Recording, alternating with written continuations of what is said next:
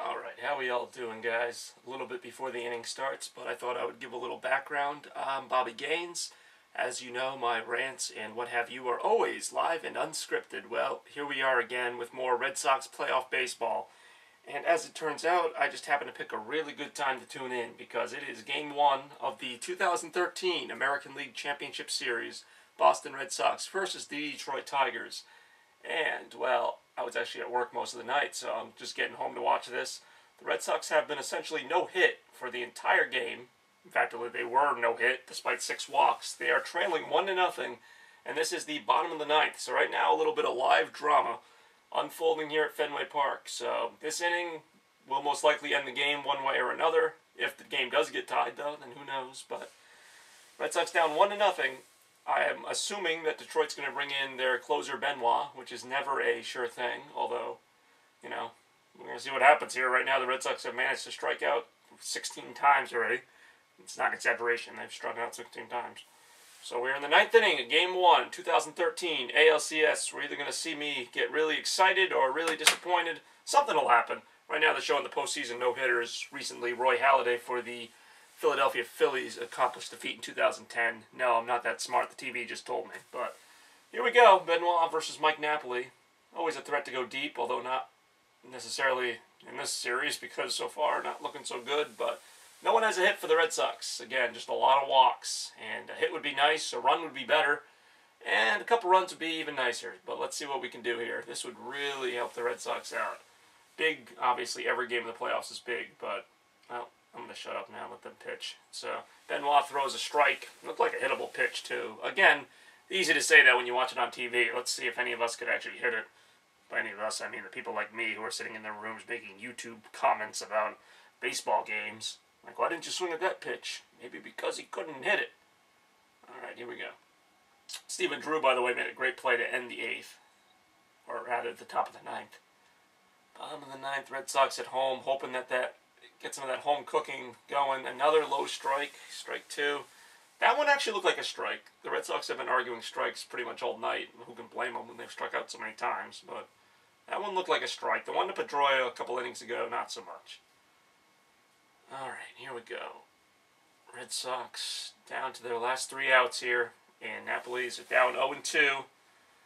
This would be a big win if the Red Sox could pull it out. Obviously, that goes without saying. Game 1. Well, fouled it back to stay alive. Red Sox can definitely foul some pitches off. That's what made the 2004 ALCS so tense, was just those long at-bats into extra innings where at any moment they could win it or lose it, and it was like just 20 foul balls, one after the other. And it was just like, you know, where are we going with this? Unfortunately, tonight the Red Sox have nothing to show for their foul balls except for nothing. Absolutely nothing. Well, 6 walks, but I don't see him getting a walk here at 0-2. Even with this old guy wearing the cap. Alright, here we go. Come on. Ooh, that was close. Did not go. 1-2. Napoli's beard seems to get thicker with each game and each series. I feel like this game in particular has been aging the Red Sox team by years. I mean, this certainly, you know, you don't like to overreact over one game, but I mean, this game does not make the Red Sox look too good. Although they have hung in there, it's only a 1-0 game. Could have been much worse with the Detroit lineup being what it is. That's kind of what makes me more nervous about this series. Oh, that was a strike. I knew it too. Right down the middle. Nah, come on. That's. You gotta swing at that. You gotta swing at that. I'm sorry. I know what I said, but even that, I mean, that was a strike. Even without the little ball, the little zone that they do there. I mean, that was... How do you not at least just foul that off? I'm sorry. 9th inning of, like, the first game. Ugh, come on, Napoli. At least swing out. At least strike out swinging. We're used to seeing that. Anyway, I can't remember these things for long. Daniel Nava, number 29, left fielder for the Boston Red Sox. Why am I saying the number? I don't know. Alright. 1 out. Come on, Benoit. Have one of your customary, like, innings where you get into a jam and then somehow the other team gets a run out of something stupid. That's all I ask. Oh, alright. Well, you know what? I can't argue with Nava's approach. Foul it off. Get something started. Get a damn hit. How about that? Napoli just stands there and takes that. Stephen Drew on deck. He's 0 for 2. Well, that kind of goes without saying at this point because everybody's 0 for something. Red Sox trying not to be 0-1 in the ALCS. It is, of course, their first ALCS appearance since 2008. That was an ALCS that did not end well for them. A 7-game loss to the Rays, who they just defeated in the last round of the playoffs in 4 games. I mentioned it maybe before. If not, I'll mention it again. It kind of looks more ominous now as he takes ball 1. The Red Sox hitting did not look good for the last couple of games of that Tampa Bay series. They beat them 12-2 in the first game and 7-4 in the second game. And after that, they really couldn't muster up that many runs. I mean, they lost the third game by a run. They did get 4 runs in that game, but they had to really scrape them together. They got 3 runs to beat Tampa Bay in Game 4, but it just seemed like such a drastic effort. And this team, I'm not expecting them to put up 10, but 1 would be nice. 1 and 2. How long do these pitches take him? I feel like I had 2 minutes to talk about the game before he threw a pitch. I should not have that long to talk about a game. Oh, this really sucks. I don't think they're going to get a hit, to be honest. Be nice to believe he's going to hit some dramatic home run and they're going to tie the game or even get a hit and not tie the game, but I don't feel like they're going to strike out, but I just feel like they're just going to hit a couple ground balls and it's just going to be... Let's just see what happens. Let's see what happens. It'd be nice to have Johnny Gomes up for some reason. Again, how much time do I have to think about this? 3 pitches, and it feels like I've taken 2.5 minutes. Ooh, similar to the first pitch. Get ready, Nava, because you got about a minute to think about the next pitch. That's right, here we go. Red Sox fans all looking desperate. I'm in my room watching a video, filming a video that I'll later be watching of the Red Sox watching their team on a video, through a video of themselves against a pitcher who takes so long that the video might load before he throws the next pitch. I can't really say, it's just him. A lot of slow pitches in this game. Gets shots of the batter looking determined. Okay, we size that up. Good job, Nava. Come on. So it's like the same exact pitch, and he did the same exact thing with it. Right now his teammates are going, yeah, it's the same exact pitch, and you did the same exact thing with it. Alrighty. I don't mean to be so snarky, but this is all I got right now. 1 and 2. 1 and 2. Oh yeah, Jim Leland. He's the only one we didn't get a camera angle of. And that lady with the towel on. Did not get an angle of her. Actually, I think we did. Whatever. Here we go. 1 and 2. Another minute of our lives is gone. And here we go with the 1-2 pitch. That guy, for some reason, yeah, he's having a good day. Oh, hit it. You ever get that where you just think the guy's going to miss it, so you're already anticipating it? No? Well, I just have weird expectations. Dustin Pedroia, who despite his determination and one of my favorite Red Sox players, has not really been coming through as of late, but what are you going to do? This Tigers team is good. I mean, I'm not saying if the Tigers win this first game, if this series is over by any means, but just the way that they've been dominating the Red Sox without having to get their big bats going is kind of what's not good, Tigers are known for really hitting. I thought this was going to be not a hitting series, but at least, I thought there'd be a couple games where the Tigers were able to get their big bats going. And it hasn't been this game, but the Red Sox are still in very real danger of losing this. God, I hope I cleared up enough room on my camera for this whole game. Hey, a hit! Wait a minute! Yes! Got a hit! All right! 1 hit! Go nuts, everybody! We still lose the game, but whatever. It was fun. See, this is what I mean. I really didn't know how I'd react to that hit. All right, so Red Sox with a actual hit. That is a bit shocking. You know what I think it is? I think it's because Benoit takes 5 minutes to throw each pitch. I think they feel like it's a different game now. Like, they think this game was actually last night, and that, I don't know. I'm making bad Keith Olbermann-like jokes. What can I say? Yeah. Here he goes, making the play. Now, what's the point of that? Like, that was like he was obviously going to make it to first on that. Now they're going to show, like, the one hit. One hit for the Red Sox. It's like in those old cartoons where, like, the other team is blowing them out like 1,000,000 and they get that one, and it goes, like, one. Like, alright, whatever. Get me 2 or more runs, then we'll talk. Alright, this is Stephen Drew up to bat. Wouldn't it be funny if they somehow won this game after this entire game of futility? They're like, oh yeah, we're going to win now. Oh, Quentin Berry's a pinch runner. I wonder if he's going to steal second. Probably.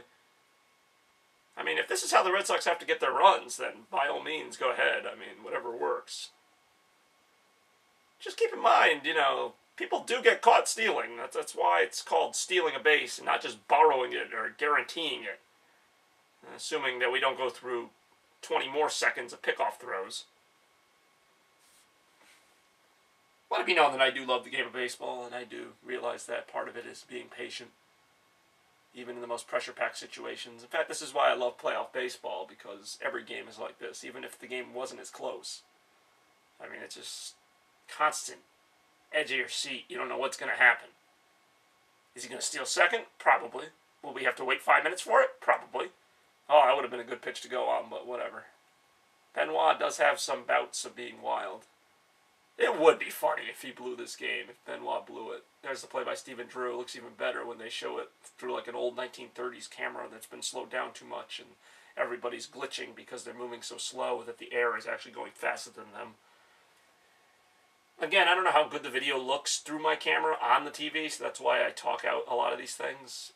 Later on, I watch it and realize that the video is actually pretty good because it's an HD camera and this is an HD TV. All right, throw over to first. What? Like, how was that going to get him? Just by the way, I don't know if they'll show this again, but this pickoff throw was like a rainbow over to first. It wasn't like, you know, he's at first, get him. It was like, he's at first. Whoosh. Guy could have stolen second while the pickoff throw was going to first. I digress. Stephen Drew. 1-0 count. I just hope for making me waste at least 10 minutes on my camera's hard drive that I get something out of this. So far, not so much, although it is 2-0 on Drew. Hey, Benoit can take all the time he wants if he'll walk the ballpark. Oh, look at these, the Red Sox fans who are just like praying now like their lives are over. All of a sudden, they're like, yeah, we got a hit. We got this, guys. We got this. And yes, I'm a Red Sox fan, so we're allowed to make fun of ourselves. It's kind of a thing. Are they taking him out? I hope not. Oh, I was kidding, Benoit. I like that you throw so slow. Dude, don't worry about it, man. We got all night. What the hell am I doing? I might have to clear some room off on my camera, but I'll do it. Come on, yeah, stay in there. Oh, good. I like that dramatic thing they did on the bottom. I don't know how well anyone can see the TV. I think I'm blocking it, but they did a little thing. Pedroia versus Fielder, Ortiz versus Cabrera, like all the great matchups on the Red Sox and Tigers, who, by the way, have never faced in a postseason until now. And I'm starting to see why. The Red Sox can't really get a hit off them. Not sure if that has anything to do with it. There we go, 2-0 count. Just do something. Holy crap, he really got a hold of that one, but yeah, I get excited easily.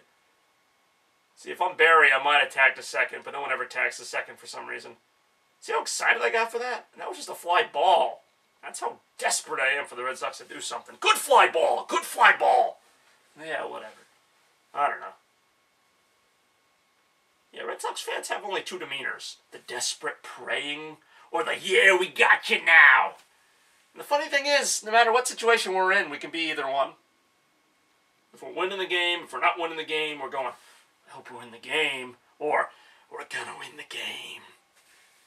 Yeah, Xander Bogaerts, all right, promising Red Sox prospect of the future. One of the players we could not trade Cliff Lee for no matter what. Yeah, that's right, look over to first. Could not trade Xander Bogaerts for the world. I'm being facetious, but, you know, certain players the Red Sox will trade, certain players the Red Sox wouldn't trade no matter who you gave them.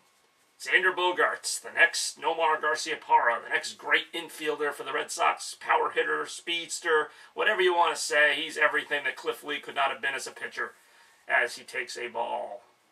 Obviously proving me wrong right here. He's going to either work a walk or strike out or do some weird push bunt with 2 outs, which would be dumb. We'll see what happens. Xander Bogaerts, and I'm not saying he couldn't be good, but let's see if 2 outs in the 9th inning is the right situation to play this youngster. Here we go. Show the little split screen here, even though they're standing about 10 feet away from each other. In fact, I think I can see. Uh-oh, he's stealing the base. Oh, I really don't want this to end on a thing like that. Oh, thank God. I didn't want to see the game end on him getting thrown out. All right, he's at second base, so... See, I'm joking now, but... If, in the next 3 hours, when Benoit throws his next pitch, if Xander gets a... I'll just be optimistic here. If he gets a hit off of Barry... Here we go. And I hate how they try to do this when the guy steals and he's safe, and then the infielder keeps like trying to push him off the base. Like, oh, look, you tripped. I'm tagging you out. You tripped. Yeah, you tripped because he kept shoving him off the base. Baseball's like one of those kind of just, like, there's a lot of unwritten rules in baseball. Like, people run past first base, you know, or even when they slide to steal a base. If you don't get tagged out, the play is usually over. Like, that's it. So, like, that's just kind of understood. And yet some infielders will insist on kind of, like, keep forcing the issue. Like, oh, maybe you're not paying attention. I can tag you out. Like, no. Just keep playing the game. It's batter versus pitcher right now. All right, ball in the dirt. 2-1. 2-1. That's right. He's thrown 3 pitches in this at-bat.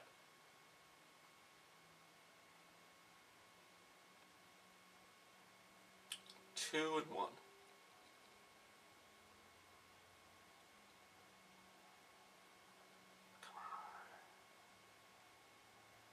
I will go nuts if he gets a hit, don't get me wrong. I'll also get nuts, I'll probably go nuts if they lose, so either way, we're going to get something here.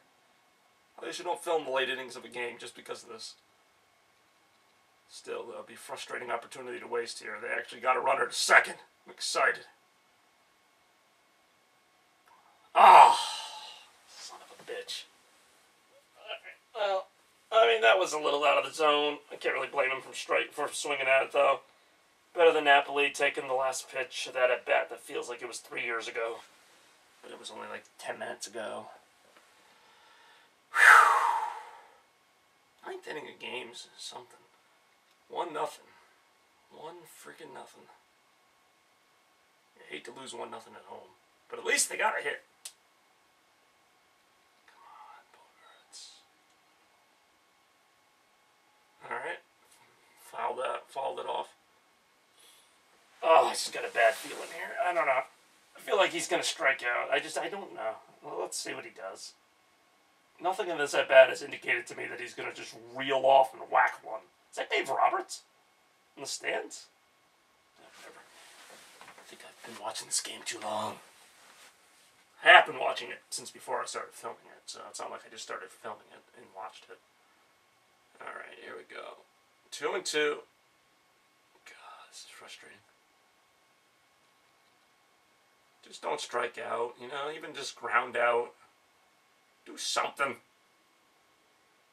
Get our hopes up. Oh, come on, you gotta talk to him. Alright, talk to him. Throw a pitch. Okay? No, what pitch should I throw? The good one. The good one? What about the bad one? No, don't throw that one. Okay, I'll throw the good one. Alright, go back to the catching thing now. Okay, alright, start pitching. That was fun. You know, because Benoit, I thought he needed to slow down his delivery a bit. I think he was a little too hasty there, even though he's gotten 2 outs. And it's 2-2. And now all the Red Sox fans are back to desperate prayer mode. When not even 5 minutes ago they were in, look it, we're going to win the game mode. Alright. Really? The catcher had to talk to him to throw a ball? I feel like he could have done that on its own. Speaking of catchers, Jared Saltalamacchia is on deck. Try to say that name 3 times fast. Yeah. I talk about this stuff to take my mind off the fact that there's a lot of pressure in this situation. 3-2, the payoff pitch as they call it. Come on. Come on. Good close-up of Ellsbury, but it doesn't really advance this at-bat any further.